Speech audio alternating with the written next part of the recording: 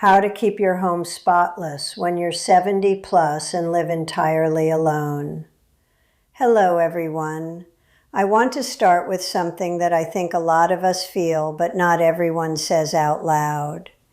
Keeping a home spotless when you are in your 70s and living entirely alone is genuinely harder than it was 20 years ago. Not because we are less capable or less motivated, but because our energy is different, our bodies are different, the way we recover from physical effort is different, and the systems most of us grew up using to manage our homes were designed for a different version of ourselves, with different amounts of stamina, and often with other people in the house sharing the work. I am 71 years old.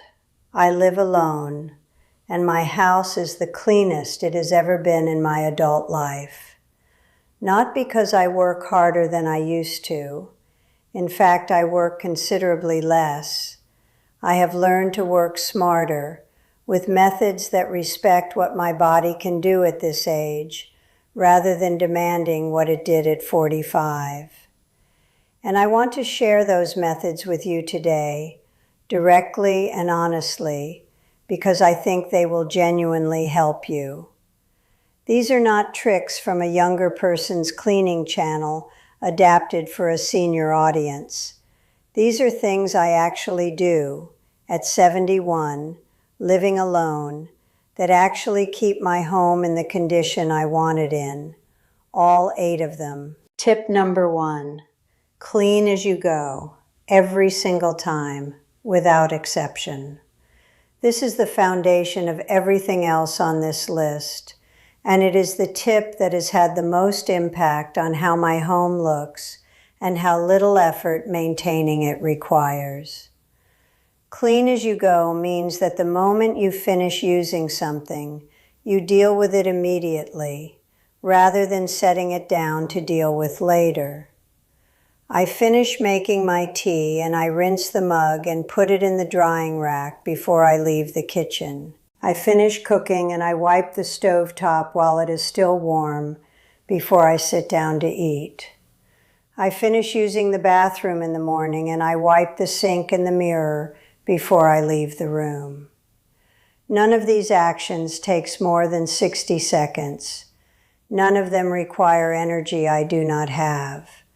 But together, done every single day without exception, they mean that my kitchen and bathroom essentially clean themselves as a byproduct of my using them. The alternative, which I practiced for most of my adult life, was to set things aside for later. The dish would go in the sink to be washed when there were more dishes to make it worthwhile. The stovetop would be wiped after it had cooled, which usually meant the following morning when the grease had hardened and the effort required was 10 times what it would have been immediately. The sink would be addressed during the weekly bathroom clean rather than after each use. And the accumulation of those deferred small tasks was what made cleaning feel like a significant effort. When you clean as you go, the cleaning is invisible. It is simply the last step of each activity, so small and quick that it barely registers as cleaning at all. And the home stays clean continuously rather than drifting and being rescued. Tell me in the comments, are you a clean-as-you-go person, or do you tend to batch your small tasks and deal with them later? I think this is genuinely one of the most personal of all the cleaning habits, and I am curious where most people land. Tip number 2, work in short sessions with deliberate rest between them.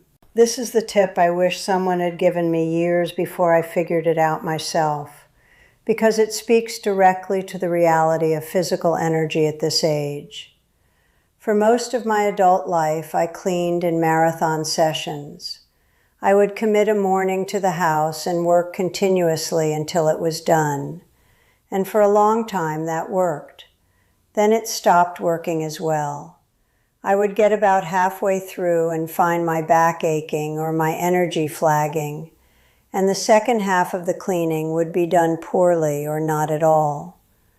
What I do now is work in sessions of 15 to 20 minutes, with a deliberate break of at least 10 minutes between each session. During the break, I sit down completely, have some water, let my body recover. Then I do another 15 to 20 minutes. I typically do 3 of these sessions in a morning and genuinely accomplish more than I did with the old marathon approach, because each session is done while I still have full energy and full attention, rather than the last third being done while depleted. This approach also means that the cleaning never feels exhausting before it begins, because I am never committing to more than 15 minutes at a time. I can always do 15 minutes.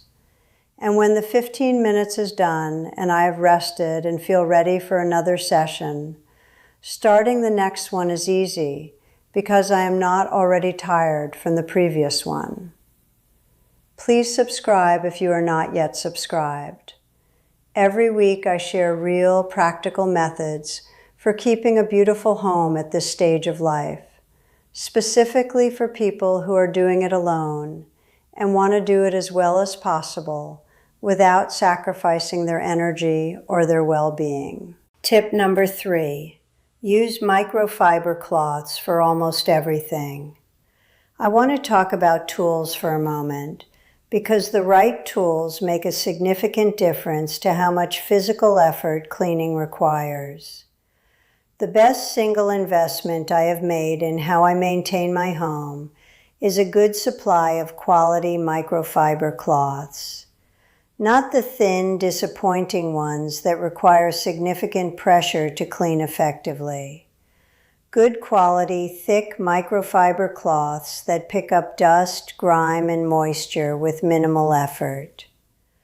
Microfiber removes significantly more bacteria and grime from surfaces than conventional cloths, using either no cleaning product at all or a simple water and vinegar spray.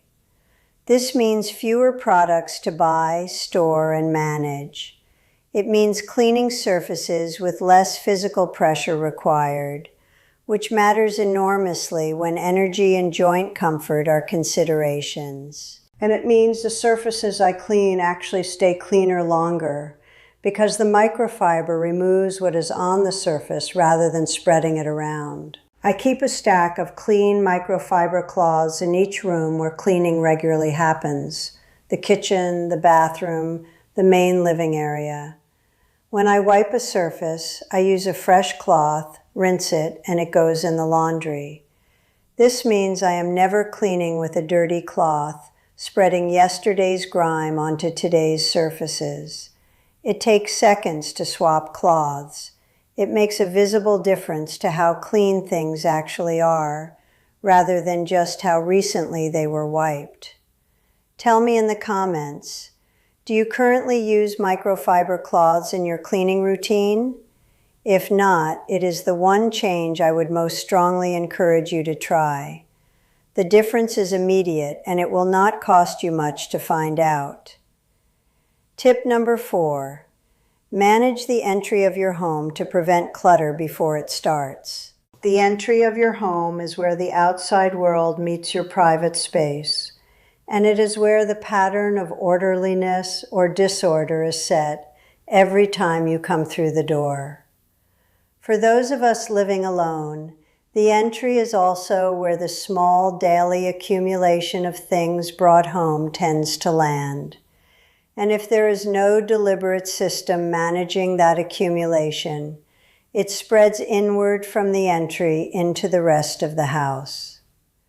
I have a very simple entry system: a hook for the bag I use most regularly, a small tray for keys and any small items from my pockets, a basket for mail and anything that came in that needs to be dealt with, and a rule: nothing stays in the entry that does not belong in the entry. Mail goes in the basket to be dealt with that same evening. Shopping bags are emptied and put away before I sit down. Anything I brought in that belongs somewhere else in the house is taken there before I make my tea. This takes about 3 minutes when I come home. 3 minutes of deliberate management of what comes through the front door. And those 3 minutes are what prevent the kind of gradual accumulation that turns entries into dumping zones and eventually flows outward into the rest of the house. The rest of the house stays cleaner because the entry is managed. It is a lever. A small amount of effort at the right point produces a large effect downstream. Tip number 5. Spray surfaces and let products work while you do something else. This is one of my favorite practical time savers and energy savers in how I clean, and it is one that most people either do not know about or do not do consistently. Many cleaning tasks take significantly less physical effort if you give the cleaning product a few minutes to work before you come back and wipe. I spray the stovetop after cooking and leave it for 5 minutes while I eat. When I come back, the grease wipes away with almost no pressure because the spray has broken it down. I spray the toilet bowl first thing when I start cleaning the bathroom and let it sit while I clean the sink and the mirror and the surfaces. By the time I get to the toilet, the bowl essentially wipes clean. I spray the shower after getting out and leave it while I dress and have breakfast. When I come back 20 minutes later, I wipe it down in about 90 seconds. The physical effort reduction from allowing products to work before wiping is genuinely significant for anyone for whom sustained scrubbing is uncomfortable or tiring. You do not have to scrub if you give the product time to do the work for you. This is how professional cleaners work. They spray and move on, come back and wipe. The chemical does the breaking down. The cloth just removes what has been loosened. Tip number 6. Do one focused, deep area every week on a rotating basis. With the clean-as-you-go habit managing the daily state of the house and the short session approach handling regular maintenance, most of my home stays in excellent condition without any specific scheduled attention. But there are areas that need more thorough periodic attention. The inside of the refrigerator, the kitchen cabinets, the bathroom cabinet, the insides of drawers, the areas behind and beneath furniture. I choose one of these areas each week and give it 30 minutes of genuine focused attention. One week it is the inside of the refrigerator. I take everything out, wipe every surface, check what needs to be used or discarded, and put it all back organized. The following week it is one of the kitchen cabinets. The week after that, the bathroom cabinet. This rotation means that every area of my home gets proper attention on a 6 to 8 week cycle, which is frequent enough to prevent any area from becoming a genuine problem. The key is that this is one area fully done rather than a vague intention to do a deep clean of the whole house. One area done properly once a week keeps everything at a high standard.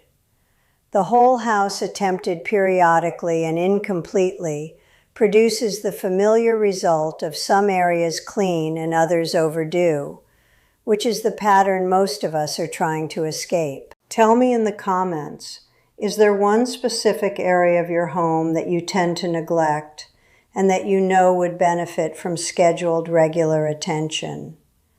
I find that naming it specifically, rather than thinking of it as general clutter or general cleaning, makes it much easier to actually address. Tip number 7, enlist simple tools that work while you are not working. One of the genuine advantages available to us that previous generations did not have is tools that maintain our homes automatically, without our physical presence or effort. I want to mention two specifically because they have made a real difference to how my home looks and how little time I spend on certain tasks. A robot vacuum running through the main rooms 3 times a week means the floors stay at a level that requires only occasional mopping rather than regular vacuuming. I set it to run at a time when I am sitting reading or having breakfast, so it does its work without requiring any of my attention. The floors stay genuinely clean. Dust and crumbs that would otherwise accumulate and require my effort are dealt with automatically before they become visible. For floors specifically, this is the closest thing to effortless maintenance I have found. A slow cooker used regularly keeps the kitchen cleaner than stovetop cooking in most cases, because the single sealed pot means less stovetop mess, less splatter, and fewer dishes. A meal that might have required 3 pots and a cutting board left out for 2 hours can instead be assembled in 1 pot in 10 minutes in the morning and require only that pot to be washed in the evening. This is not primarily a cleaning tip, but the cleaning benefit is real and consistent. Tip number 8. Let natural light and fresh air do the work you cannot see but will always feel. This last tip is different from the others in that it does not address a specific cleaning task. It addresses the atmosphere of the home, which is something that is just as important to how a home feels as how clean it actually is. And for someone living alone, the atmosphere of your home is particularly significant because it is the atmosphere you inhabit entirely by yourself. Every morning I open the curtains fully before I do anything else. Natural light shows dust and grime and clutter in a way that artificial light does not, which means I notice things that need attention earlier before they become more significant. But more than that, a room filled with natural morning light simply feels clean in a way that a room in dim artificial light does not, regardless of its actual state. I also open a window in each main room for 20 minutes every morning, regardless of the season. In winter, I open them briefly and accept the chill as the price of the freshness. The moving air carries away the stale quality that closed rooms develop overnight, and the house smells clean in a way that no product or candle can replicate. Guests who come to my home often say it smells clean and fresh the moment they walk in.